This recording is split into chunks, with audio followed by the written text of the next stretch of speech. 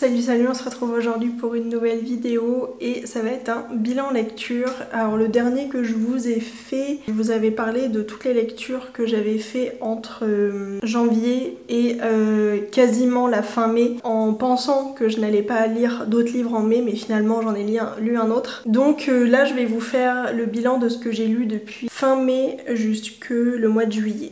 Voilà. Alors si, en sachant que je vais faire une petite aparté parce que dans mon dernier bilan lecture, j'ai oublié un livre, pas très douée la cocotte. En avril, j'ai oublié un livre que j'ai lu sur ma liseuse.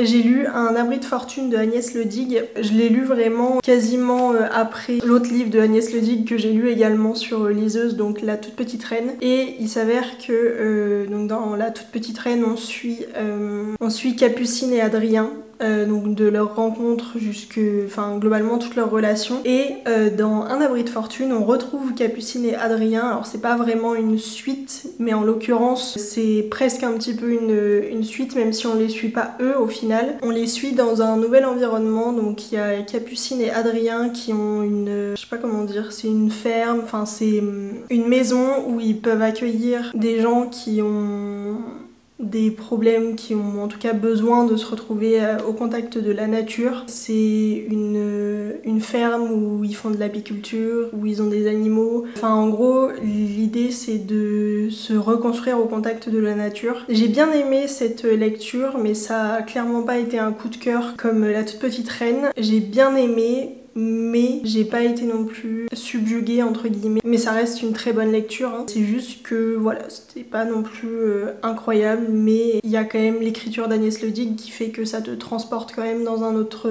Enfin ça te fait voyager, et j'aime beaucoup la plume d'Agnès Ledigue, donc j'ai quand même beaucoup aimé cette lecture. On va pouvoir passer à ma toute dernière lecture de mai du coup, parce que dans mon dernier bilan lecture je vous avais dit, j'étais persuadée que j'allais pas lire d'autres livres au mois de mai, mais finalement j'ai fini une duologie au mois de mai puisque j'ai lu Ashes Falling for the Sky, le deuxième tome de Nick Gormand et Mathieu Guibé aux éditions Le Livre de Poche. J'avais déjà adoré le tome 1, j'avais eu beaucoup de mal à le poser et à sortir de ma lecture parce que j'étais à fond dedans et que je voulais juste continuer à tourner les pages et à découvrir cette histoire. Et le tome 2 m'a fait exactement pareil, j'étais à fond dedans, j'ai été captivée par tous les personnages, par Sky et par Ash, et en fait leur relation, la complexité, enfin j'ai adoré absolument tout dans cette duologie. J'aime beaucoup le rythme des chapitres, le rythme de l'histoire et la plume de ces deux auteurs. J'ai très envie de lire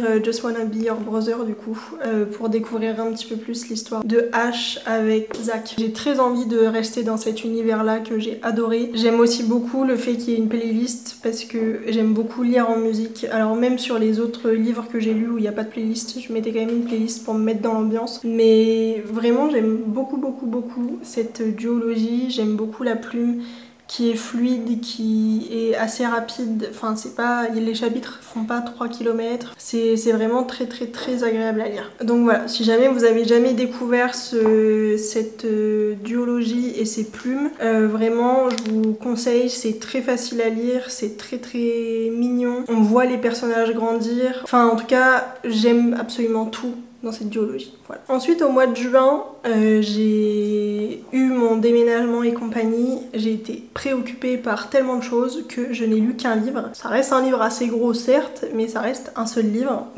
J'ai lu The Spanish Love Deception de Elena Armas aux éditions J'ai lu. J'adore la couverture. Il s'agit d'une romance que j'ai beaucoup aimée. Ça reste quand même un petit pavé hein, pour une romance, il fait quasiment 700 pages.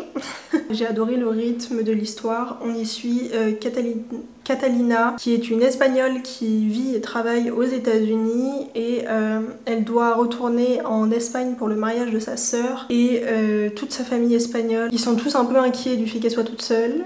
Pour un peu faire taire toute sa famille, elle leur assure qu'elle va se rendre au mariage de sa sœur avec son petit ami américain. Pardon. Sauf que du coup, elle s'est un peu mise dans la mouise et il faut qu'elle trouve quelqu'un pour l'accompagner au mariage. Un de ses collègues, Aaron, qu'elle trouve exaspérant, lui propose de l'accompagner au mariage de sa sœur. Globalement, ça tourne quand même autour des deux, mais j'ai adoré parce que la relation est à la fois simple et complexe. J'ai adoré les personnages parce qu'en fait, du point de vue de Catalina, Aaron est exaspérant, mais au final, il y a des moments où on a des points de vue d'Aaron et où j'aime beaucoup parce qu'en fait, on voit toute la profondeur du personnage et c'est super agréable à lire, super agréable à découvrir. Et Catalina est hilarante par moments.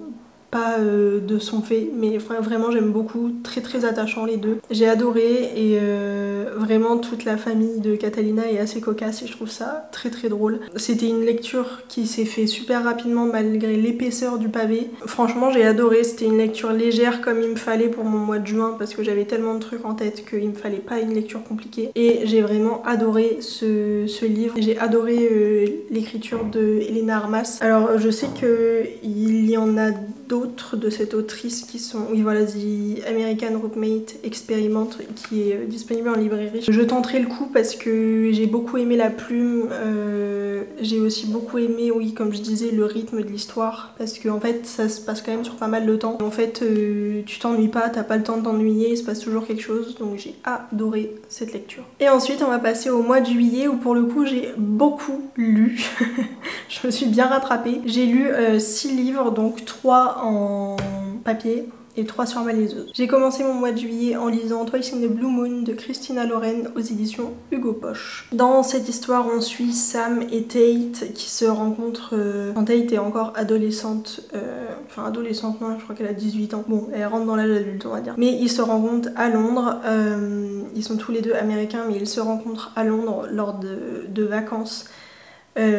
Tate est avec sa grand-mère et Sam est avec son grand-père, il me semble. Et ils vont se côtoyer quelques jours, mais ils vont tomber fous amoureux l'un de l'autre jusqu'à ce que Sam trahisse Tate et elle va tout simplement pas savoir pourquoi parce qu'il va complètement disparaître. Elle va devenir actrice et en fait sur le tournage du film qu'elle va faire quelques années plus tard, sur un film où elle est avec son père qui est une grande star hollywoodienne, elle va se retrouver nez à nez avec Sam et donc c'est les retrouvailles, les explications, la haine, l'amour, tout est mêlé. J'ai bien aimé que ce soit la partie où ils se découvrent à Londres ou la partie où ils se retrouvent. J'ai beaucoup aimé, alors encore une fois, la plume de Christina Loren est très agréable à lire. J'ai beaucoup aimé le thème aussi. Tout le côté film était assez agréable à lire. Bon, le père de Tate est détestable, mais ça c'est autre chose. Les deux protagonistes sont attachants, sont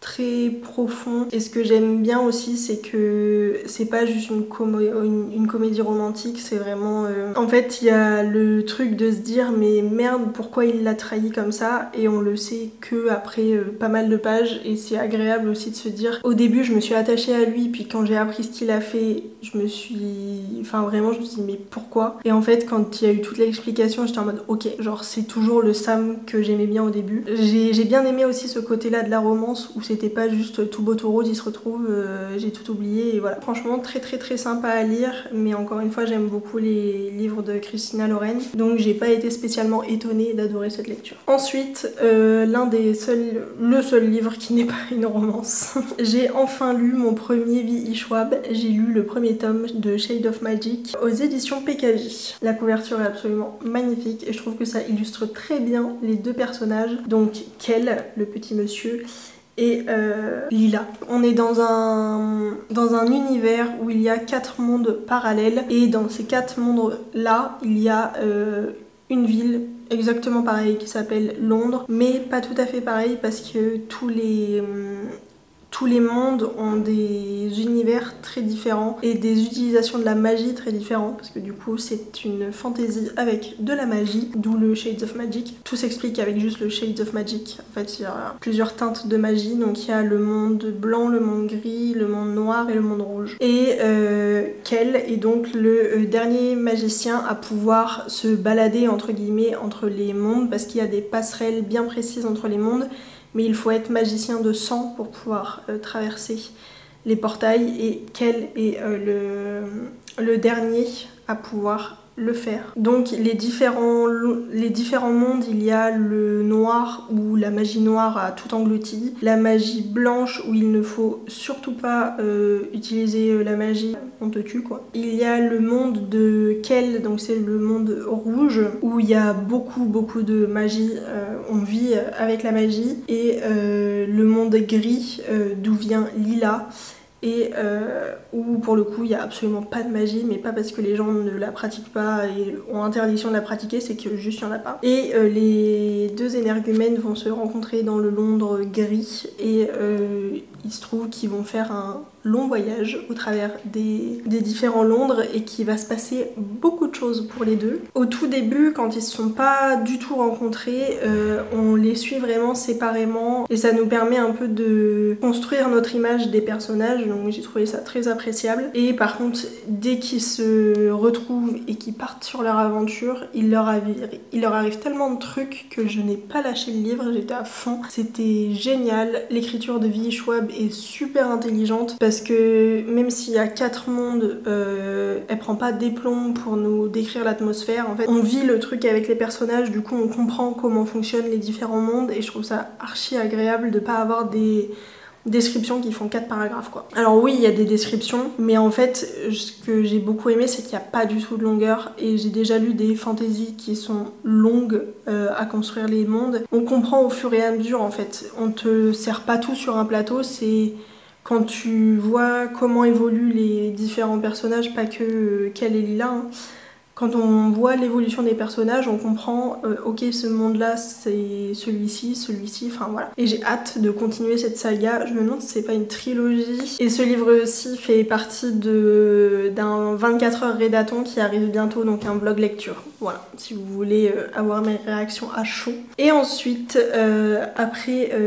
beaucoup de magie et beaucoup de densité surtout parce que le rythme du V.E. Schwab était costaud à la fin surtout. J'ai eu besoin de lire quelque chose de très léger, une petite romance et j'ai enfin lu mon premier roman de Emily Henry qui s'appelle donc People We Meet on Vacation aux éditions Hauteville et vraiment ça respire l'été. J'adore. Et on y suit du coup Alex et Poppy qui sont des meilleurs amis qui pendant 10 ans tous les étés partaient en vacances tous les deux. Il y a 2 ans ils ont tout arrêté parce que pendant un voyage il s'est passé quelque chose mais on ne sait pas quoi et ils ont totalement arrêté de se parler et au bout de 2 ans Poppy elle devient très nostalgique, elle a très envie de repartir en vacances avec Alex et après du coup 2 ans de silence radio elle va recontacter Alex pardon. Et ils vont repartir tous les deux en vacances, sauf que ça va plus être aussi fluide qu'il y a 2 ans. En fait, ils vont réapprendre à être amis mais différemment et j'ai trouvé ça très très chouette. Ils sont super attachants et ce que j'ai aimé aussi c'est que il n'y a pas que le présent en fait au fur et à mesure. On nous présente pas non plus directement ce qui s'est passé il y a 2 ans. Ça on l'apprend vraiment à la fin. Mais en fait il y a un chapitre sur 2 il me semble où on voyage avec eux, on fait l'un de leurs voyages de quand ils se sont rencontrés jusqu'à pendant les 10 ans où ils ont voyagé ensemble. En fait on voyage avec eux et ils m'ont fait voyager, ils m'ont donné envie de partir absolument partout, notamment à la Nouvelle-Orléans. Ils ont fait tellement de petits voyages qui donnent trop envie que voilà, j'ai adoré parce que il y avait oui le côté amitié, romance mais le côté aussi voyage et ils sont à l'opposé parce qu'en plus Alex il est très il fait très attention et par contre Poppy à côté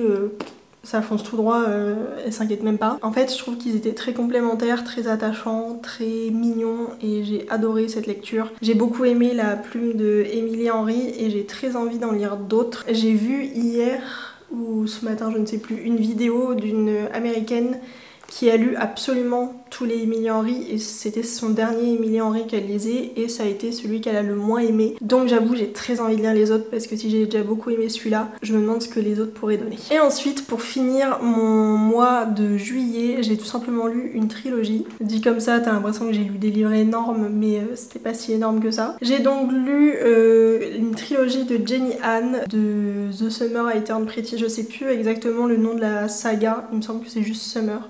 Donc j'ai lu The Summer I Turned Pretty, j'ai lu It's Not Summer Without You et j'ai lu We'll Always Have Summer. Ça faisait très longtemps que je voulais lire cette saga et franchement le mois de juillet c'était parfait pour le faire. Bon j'aurais pu le faire au mois d'août aussi mais j'avais très envie de le lire au mois de juillet. J'ai adoré replonger dans cet univers mais en même temps je pense que j'ai déjà vu 2 ou 3 fois la série sur Prime donc Je pense que j'avais aussi beaucoup en tête les acteurs, donc en fait quand je lisais, j'avais la tête des acteurs alors qu'en fait au final c'est pas forcément comme ça que je les aurais imaginés de base. Par contre ça reste une plume très sympa à lire, c'est très fluide, c'est facile à lire, voilà. J'ai adoré parce que du coup j'ai lu ça à une vitesse pas possible, j'étais à fond dedans. Ça m'a fait voyager parce qu'en plus il faisait moche quand j'ai lu ça. Du coup j'étais vraiment dans un mood à la mer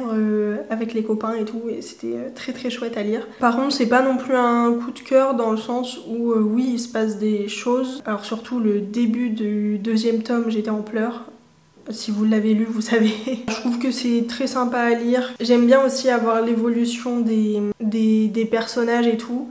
Et en fait, tout au long des 3 livres, je suis vraiment passée par toutes les émotions. Surtout vis-à-vis de Conrad et Jeremiah, parce qu'ils m'ont gonflé, les deux là. J'ai jamais trop été team Conrad, donc je les suis toujours pas trop. Même s'il est mimes, hein, à un moment donné, tu peux pas... être un glaçon pendant des années et après te dire ah oui mais j'ai fait ça pour toi. Ah bah oui. Bref. Et par contre le Jeremiah là il m'a pompé l'air sur le dernier. Ça reste des bonnes lectures parce que ça m'a fait passer par tellement d'émotions. J'étais vraiment à fond dedans, j'étais avec les personnages, enfin vraiment c'était génial. J'aime bien de temps en temps avoir des petites lectures chill comme ça, donc je suis très contente de les avoir lues. Bref, j'espère que cette petite vidéo bilan lecture vous aura plu. Franchement je suis contente de ce que j'ai lu. Alors il y a beaucoup de romances, j'étais dans un mood très romance. Là au vu de ma pile à lire du mois d'août, je pense que mon bilan lecture ce sera pas aussi romance. Je vous mettrai dans le petit ma TBR du mois d'août, mais c'est beaucoup plus éclectique. Bref, j'espère que ça vous aura plu et moi je vous fais des très gros bisous et je vous dis à très vite pour une nouvelle vidéo. Ciao!